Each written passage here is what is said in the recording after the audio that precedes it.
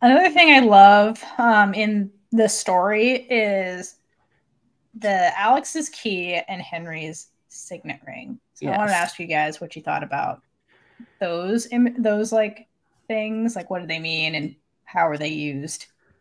Okay. So I just want to, in the movie, they exchange the items. So Alex gets the ring, Henry gets the key.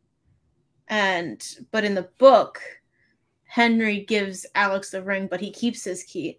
And I kind of love it when Alex gets both, because he puts it on the same chain, so they're always close and next to each other, and it's kind of like they're always together no matter what, instead of them being apart no matter what.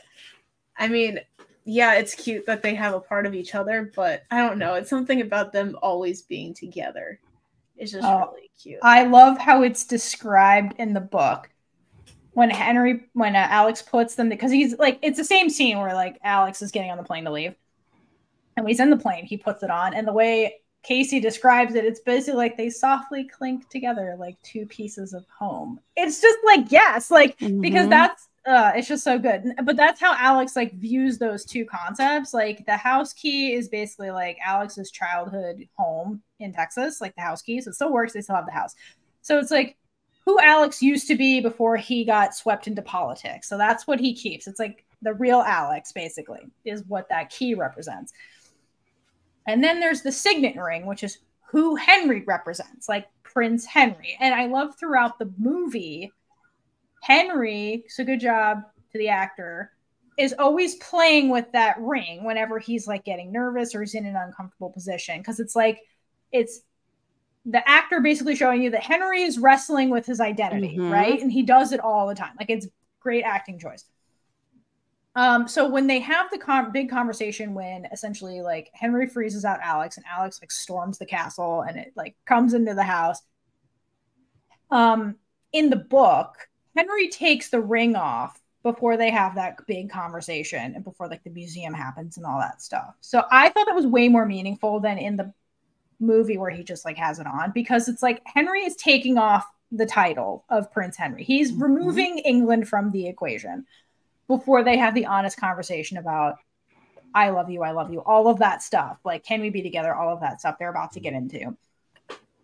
So I thought that I liked the way it represented the weight of the crown, essentially, that Henry has and his like obligations. And then the key is really Alex's life before politics and like, you know, his childhood and the happy memories, so that when they come together, like, and it's a home, right? Not a house. Like, he lives in the White House, a house, not a home.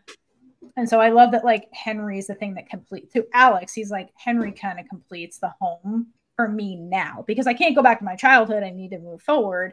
And to me, that moving forward and creating a home is with Henry involved with it. So I love the way what they represent individually and then together. And I agree. Like, I think the book did it better with them together. It's just, the book is definitely worth reading. It's, yeah, if you haven't read it, it's so good. It's a really easy book to read too, but it's long. Don't think it's like 200 some pages, because I made that mistake. I should have started it a while ago. Hey, you got through it. It's good. No, it is good.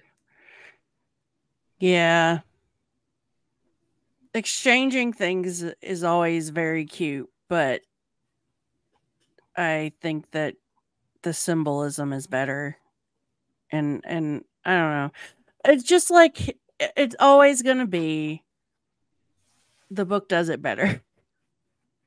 I don't think that's always true, though. Yeah, that's not always true. It's not always true, but I just mean like we wouldn't have gotten that dog scene.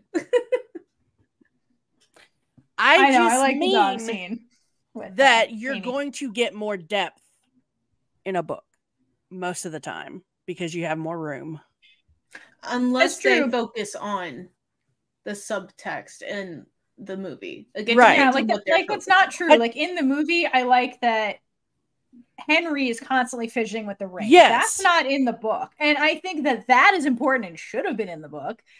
So I think that the signification of his signet ring it to me meant more from Henry's point of view in the movie because of how the actor was using that ring to like show you what Henry was feeling, because the book is from Alex's point of view and Alex doesn't really notice that about Henry. So like maybe Henry's doing it, he just doesn't notice it. I feel like Alex notices it in the movie though, because you get that point where like they were outed and they're all together and Henry goes to play with the ring and it's not there, and he looks over and Alex is doing that with the ring. So he eventually wears the ring and he's just like, I want him closer to me than just on my neck. So he puts it on and it's just, yeah, it's cute. It's really cute. And yeah, exactly. Beatrice is just standing there too, watching it. And I feel like she's their ship captain. Oh yeah. She's definitely their ship captain. Because we don't have June and Nora. Yeah. No, the three not super involved. I feel like if June was in it, June and Beatrice would have been like sisters at this point already, and oh totally. They would have just been like really be like, all right, so how do we like mess with them or like get them together? Oh, for sure. Oh, for sure. You know they all have a group chat. June definitely would have been like, so June would have like been messaging or like talking on the phone with Beatrice, being like, so you know what my brother used to do when we were little? I had this poster of your brother and he'd just come in and touch it, and he's so gay and he doesn't even realize it. He's bi, right? Yeah, he's bisexual. He's bi. I don't want to erase that. So yeah, no bi erasure on this podcast. So speaking of queerness, how do you think the coming out stuff was handled or like went for like the two of them? Like, because I feel like they had different experiences once the cat's out of the bag. Mm-hmm. Alex's family just definitely was a lot more open. Mm-hmm. I mean, you get there's a PowerPoint involved, Kaitlynn. Zara. So I keep in my head mixing up Sahar and Zara. That's fair. Yeah. So the Heartstopper character for those people who don't. But yeah, that's like my brain has to like fully focus on the name. So Zara doesn't take it as well, but that's only because she's like, your mother is running for re-election. Like, come on, kid, just don't get caught. Like, let's be. I mean, because she's full on having a secret relationship too, and she's like, I can keep it a secret. Why can't you? Yes, child. I thought they gave that to Amy for some reason in the movie, and then I rewatched it and I'm like, oh, okay, so they did keep most of Zara's storyline. Yeah, she stays pretty consistent. It's just that like Cash and Amy became one. Would be like, oh, do I have to do everything around here? And calling Sean. Oh yeah, that whole scene. She was so great. I love her. I love her. Well, shit. Okay, yeah. So again, most of it was just worried about politically, but I do love that in the book. I don't think his mom does it in we don't see it at least, but his mom's like, everybody out, and then he like thinks he's so much trouble, and she's like, are you okay? And like it just hit me because I'm like, no one's asking these people if they're okay. Like, they're the ones who just got outed to the entire world, and they're all making it about political. And like, there's humans involved in this. Like, this isn't just dolls you can manipulate. Like, these are people, real people and feelings. And I love that his mom asked, are you okay? But obviously Henry isn't so lucky. In the book, he tells Philip earlier, and Philip is not happy. No. And then I didn't know, we do see Philip getting angry after he's outed in the movie. But I also feel like that Alex's family hasn't been in the spotlight. They haven't been like their whole lives, like Henry's family has. So Henry's family has just like, I don't know if indoctrinated is the word, but like they're just passed down like the same values and like the same thoughts, because they're in the public, they have to like continue appearances, whereas Alex is afforded more flexibility because you're only president for so long and you're only in the spotlight. Yep. So it's very different for the two of them, and I just wish Henry didn't have to go through as much harshness more than Alex, because Alex did get, at least he had B and Alex though, because Henry, yeah, it was sweet to see those scenes. And Beatrice was the first person when he was outed to like just sit him down and be like, I'm gonna tell him what's going on, because you people would just start yelling at him and shit. Yeah. Man. I mean, from the book, it's pretty clear that like Henry, like his family kind of knew for a while, but it's one of those keep it out of like don't ask, don't tell situations. It's like you can't act on it. Because in the book it's the queen, and the queen is very much like, well, we'll just get you a bunch of beards, and like you can't ever be out in public and make those guys sign NDAs. It's like it's not that the fact that he's gay is the problem; it's the being out and gay is the problem, because they've never had a monarch that was out and gay. And she's like, well, the public's not going to respond to that well. They're not going to like that because the monarchy doesn't stand for that traditionally and things like that. So it's clear that like Philip is known, Beatrice knows, like. I think he flat out told Beatrice, but his family knows. It's just the acting on it stuff. Except Philip, because Philip doesn't care about anybody but himself. No, because Philip is the most. I mean, to be fair, like he is the crowned prince, so he is the indoctrinated person here because he's going to be the next king. So like he is the face of the monarchy. That is mentioned more in the book as well. Like he's like, this is what I have to do, and I have to be this thing. Like Henry has the luxury of not having to do all those things because he's the second son, not the first son.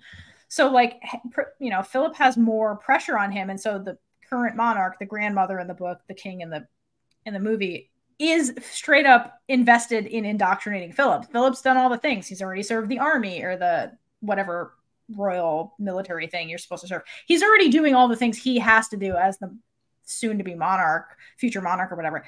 Henry has been delaying all that stuff because he's like, I don't even know if I want this. So like Henry's kind of been rebelling in his own way for a while. And so this is kind of like the final one where he's like, I can't budge on this one. Eventually he's like, this is who I am. I'm not budging on this. And then, you know, the people end up supporting him. Like in the movie, you know, the crowd that shows up at the palace and they're like, here you go. Here's your support from England. Like they don't care as much as you guys think they're going to care. They care in a good way, at least what we're seeing. So it's like reinforcing to Henry that like, yeah, I can do this. But I agree with and somebody who's erased from the movie too is Henry's mom. And Henry's mom is like Henry in a lot of ways has been wildly depressed since Henry's father died. And when it comes to this is where she like stands up to her mother in the queen on behalf of Henry. So I think that was big and that was kind of erased, but I understand for time why it was not there.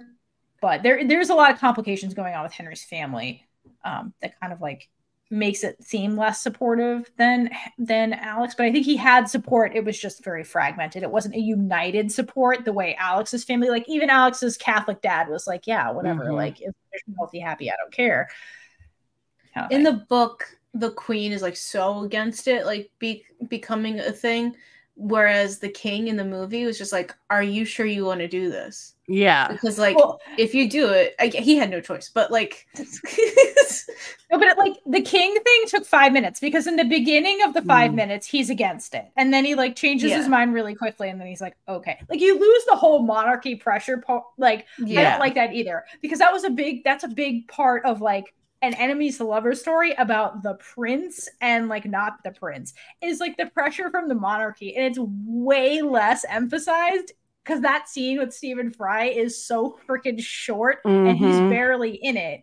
I feel like they could have sprinkled him in more because like you said, like the queen is a lot more in the book, like putting pressure on Henry.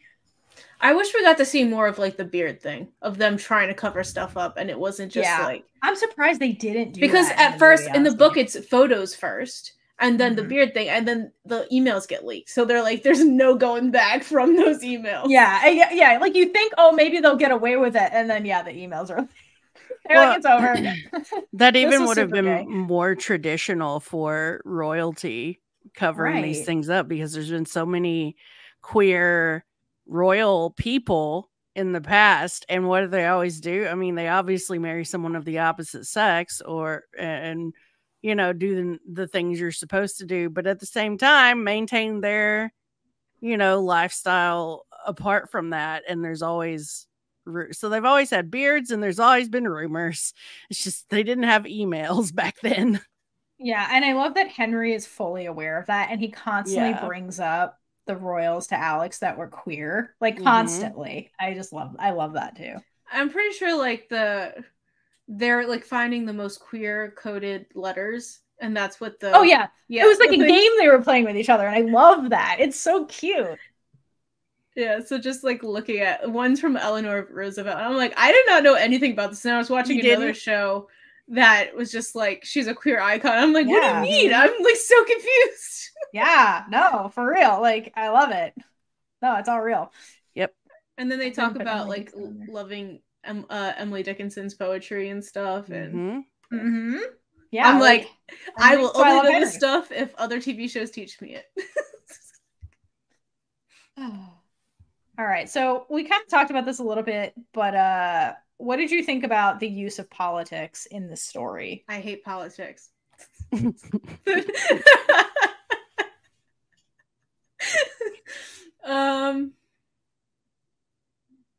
Someone go first. I feel like it gave you a really interesting framework for their story together, and for them as characters in general. Just like you've said, already said, Theora, the way that Henry is born into these conservative ideals and structure, and even an even more strict structure than Alex would ever have experienced. And then Alex is going headfirst into it. So it's like one's running away and one's running into it as the story begins. And I just think it's really well used by Casey McQuiston as a framework for their story.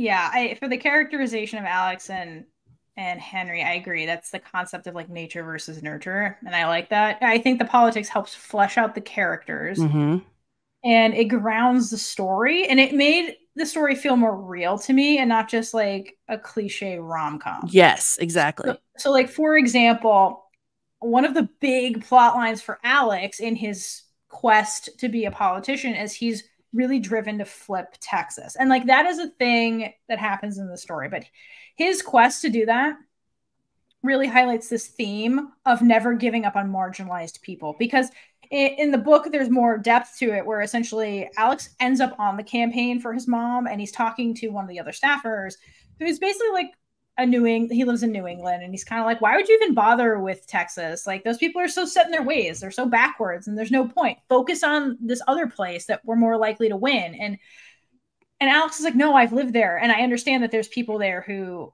are being left behind, and I don't want to leave them behind. Kind of like how Alex is like a Mexican American, and he's like, people would cast me off just for that, not put 2 cents into me. But like, so I love that highlights this really theme of not giving up on marginalized people. And in a queer story, that's so important because people do that with queer people. Yeah. And one other thing that I really love is Alex's political career that never was. So in the beginning, Alex is very, very driven to be like the first youngest senator or whatever, congressman or what have you. And by the end of the story, Alex comes to realize that he's changing into somebody he didn't expect to be. He had this conversation with Nora where she tells him how the Texans are perceiving him after he's outed. And he's like, you're doing fine, Alex. Like, if anything, people like you more. And they have this conversation where Alex mourns the future him that will never be, like the youngest congressman. And to me, it reminded me of Honey Girl, the book that we talked about way back when on this podcast. And it's a hard lesson to mourn the future that you planned for yourself and you put so much time and energy into trying to be.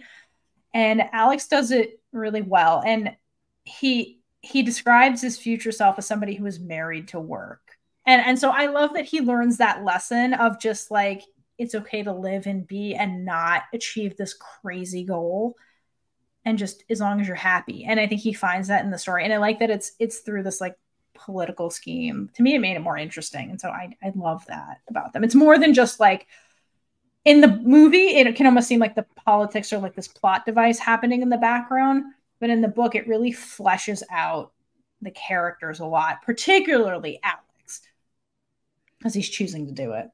I love that at the end, it's just like he's going to go to law school. Nora is going to go to get her master's. So they're going back to school together, and like their timeline's pushed, but I believe he still has the same goals.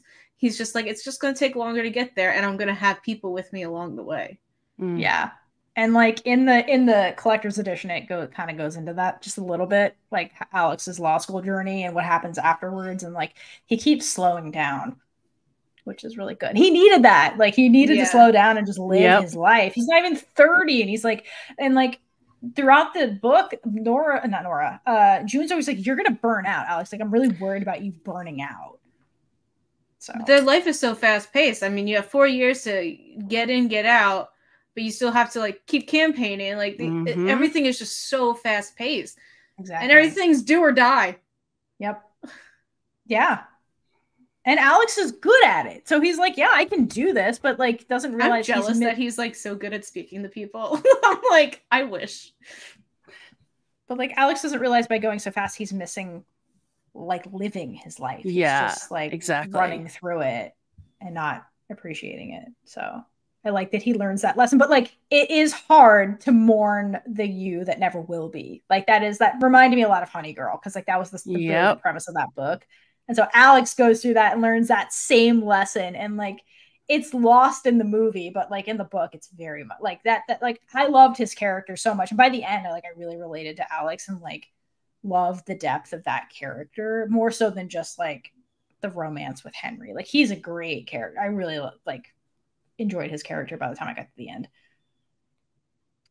All right. So speaking of Alex and Henry, so Alex was asked by his mom before, the public outing was like, do you feel forever about Henry? Because once you do this and go public, there's no coming back. So now that you've read, watched, do you feel forever about Alex and Henry? How do you feel about them? Okay, can you just elaborate on this question? Because I was really confused at this section. Are they going to be together forever? Yeah, how do you like them as a couple, a ship? Like, are they a forever couple? Like, what's going to happen to them? What do you like them? They're OTP. Yeah, I agree.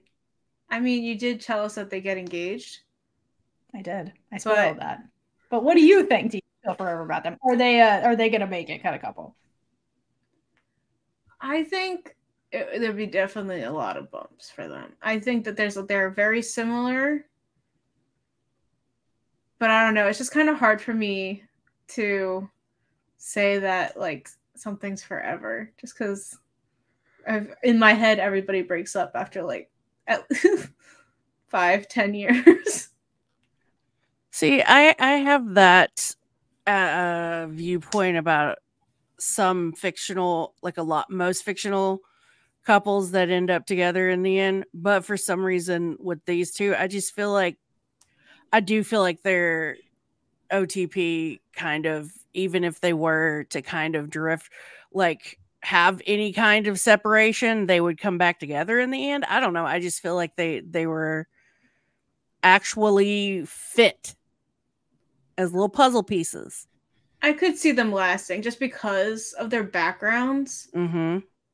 And what they had to go through to get there. Yeah, I don't think there's a lot of people who could understand them. So I think in that case, like they will definitely always be in each other's lives. But I mean, they probably are the best people for each other. Agreed. Yeah, and I think what really cements the foreverness is the end when they get to Alex's childhood home. Alex finally uses that key and he takes Henry into that childhood home, which is like the homes kind of all coming together, and it's like the future home, basically. To me, that's a forever sign. And they have this exchange where they say, we won. Like just by getting to that, we win. But like, I don't know if they do that in the movie, but in the movie, Henry goes, wow, you really are working class. Yeah. And it just makes me laugh. Adorable. Yeah, so I think they're forever. And then yeah, the collector's edition basically like confirms that. Spoiler. Hell yeah. They end up getting married. And Henry renounces his title, and so like they can actually do it. Okay, so now that we've gone through all of our favorite parts of the book, I think one of my favorite things about the whole story, all of it, is the representation in this book in general. So just really quick like highlights from the book. We have bisexual King Alex, which, yes, more bisexual men, because I think that's so important and is often erased or has a lot of stigma to it. So I appreciate Alex from that aspect. And I like that we have him as a Mexican American son of the president, because like Yes. in America nowadays, there's a lot of like hating on Mexicans as a political talking point from the Republican Party. So to have a Mexican American being portrayed positively as a big public figure is a big deal. So like to read that in a book, I think is a very big deal, to have that kind of character being portrayed so positively. I love that aspect of him.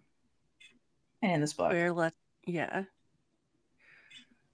Latinx representation that you don't see in mainstream media.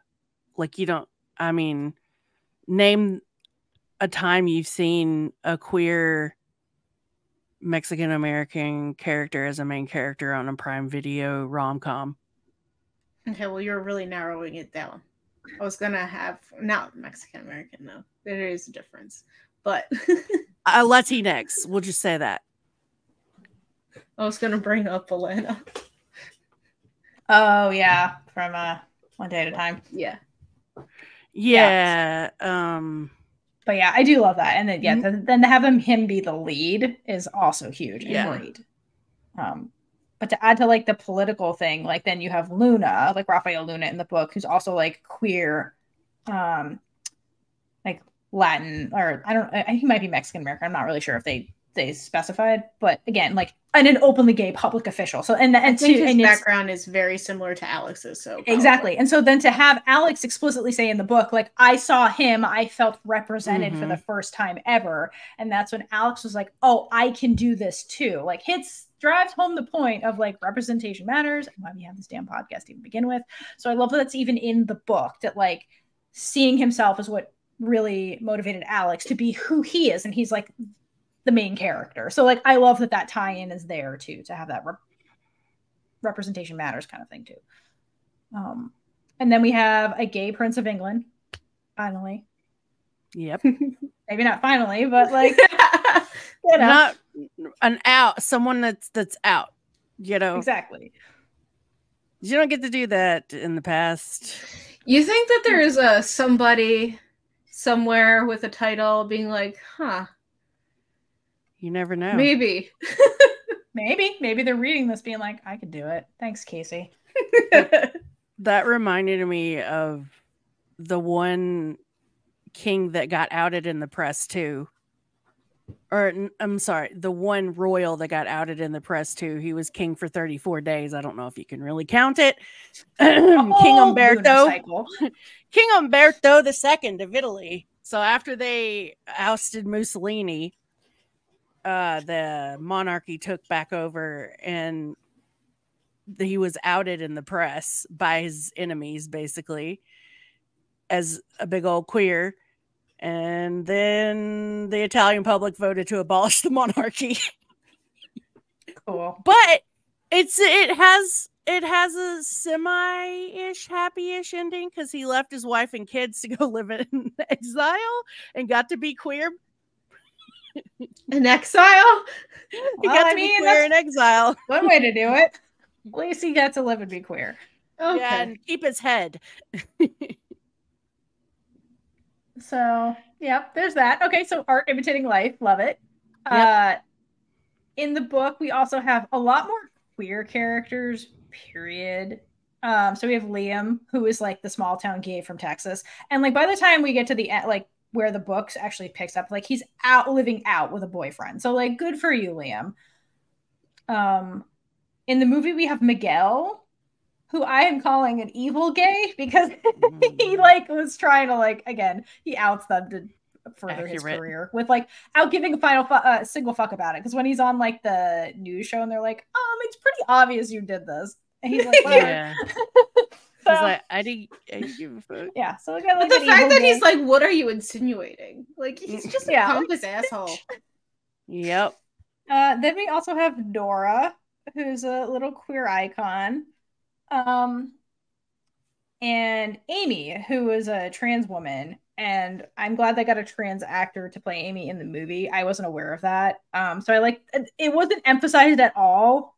I didn't even know Amy's name's not even uttered in the movie. So I wasn't even sure it was Amy. So like for me, I wish that like we could have had a little more hint that was fucking Amy. But like they could have given her the trans pin that I believe they have in the book. Something like it didn't have to be like a plot line. It just like something to be like that's Amy would have been nice. But, yeah, and, a sign Amy that says "Hello, I'm Amy." Yeah, like be like, Amy, can you get me in a room with the prince? Yeah, or like Amy, give me your phone so I can see your dogs. Like just her name would have been nice.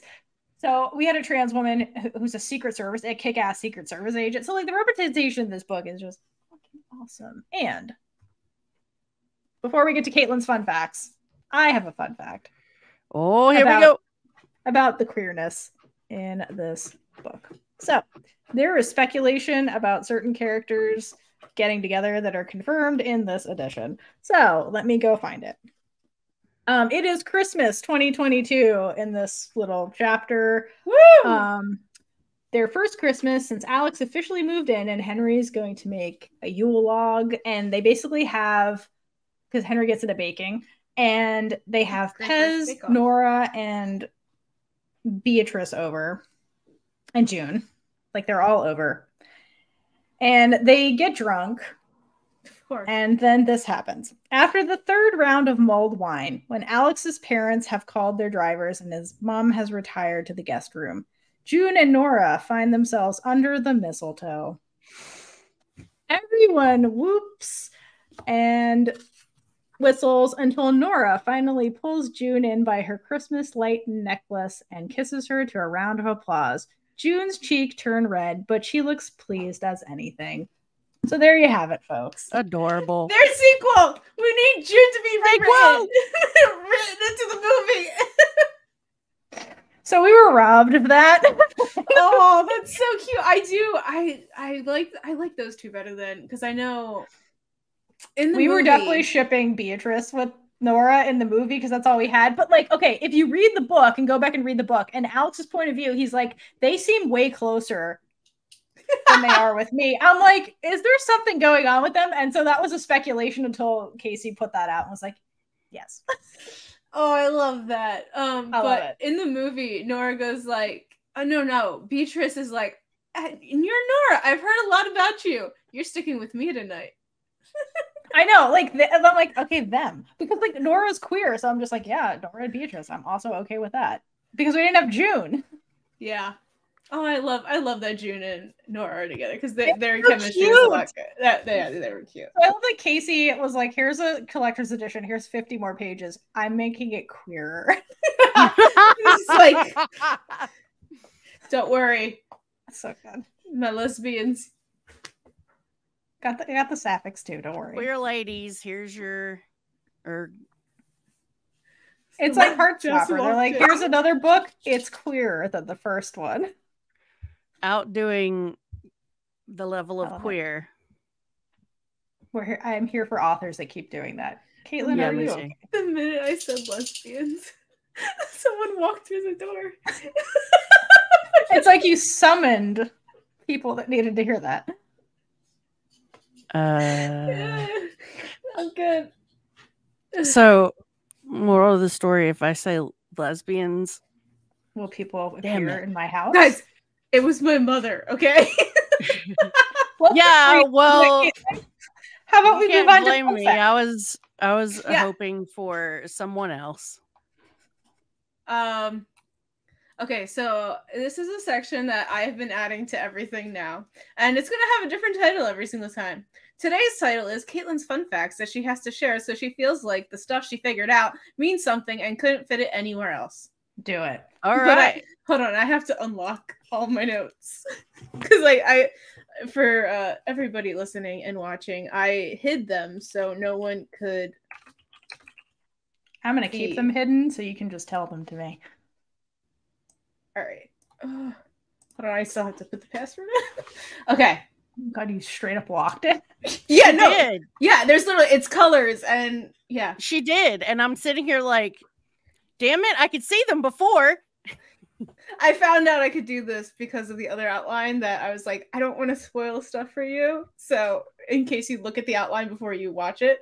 So that's why. Oh, clever. And there's like trivia about things that I'm like, it'll ruin you the reaction if you see it. So if you are using Google Docs, Doc Secrets is an extension you can put in.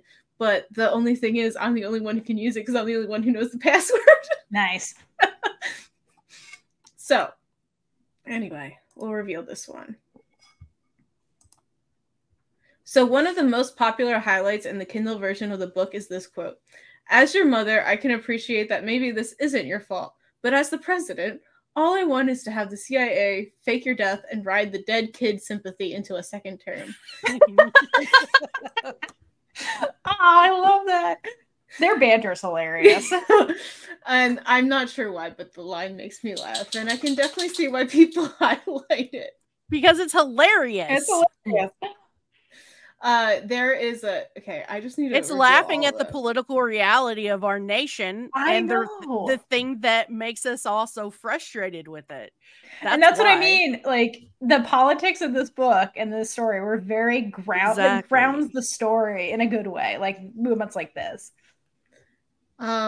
There is a crossfade transitioning from them on the street to the museum, and why?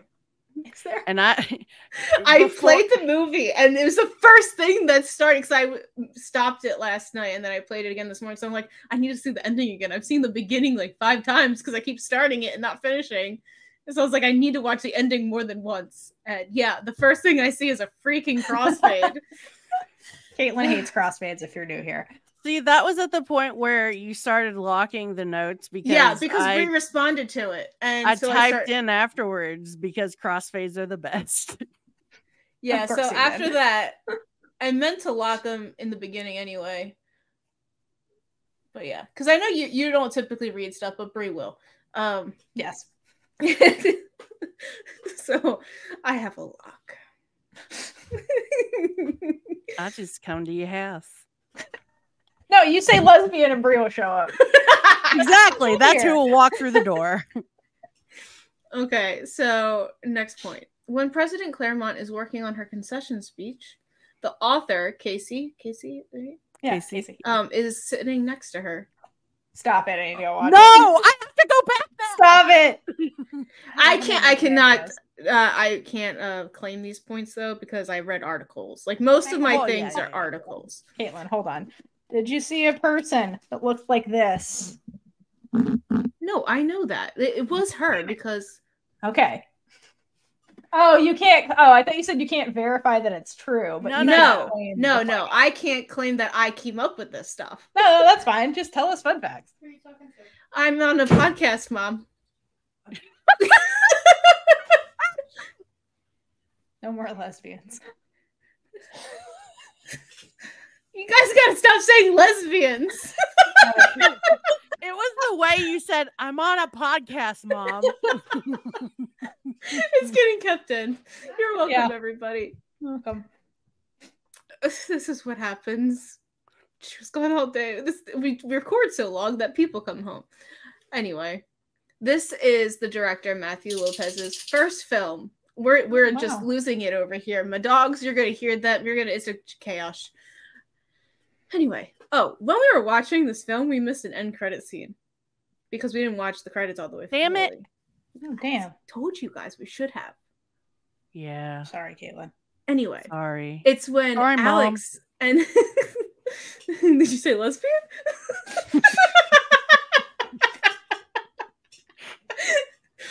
Anyway, the end credit scene is Alex and Henry laying on the ground with cake all over them. Alex like looks slightly up and just turns to Henry and is like, "Do you think anyone noticed?" And you just see Henry like pop his head up and like, or like no, he shakes his head no, not yes. Oh my god, That's great. I love it. And then Thea probably knows this next one, because if she doesn't, I don't understand her, but I feel like you would have brought it up. So maybe you don't. The first time we see B, she is wearing the same dress as Taylor Swift in Blank Space. Oh, I definitely pointed that out during the reaction. Oh, okay. Oh, Yeah. shit. Well, you really got it. I didn't notice. I didn't realize. Yeah, she's wearing the Taylor Swift Blank Space dress. She has good taste.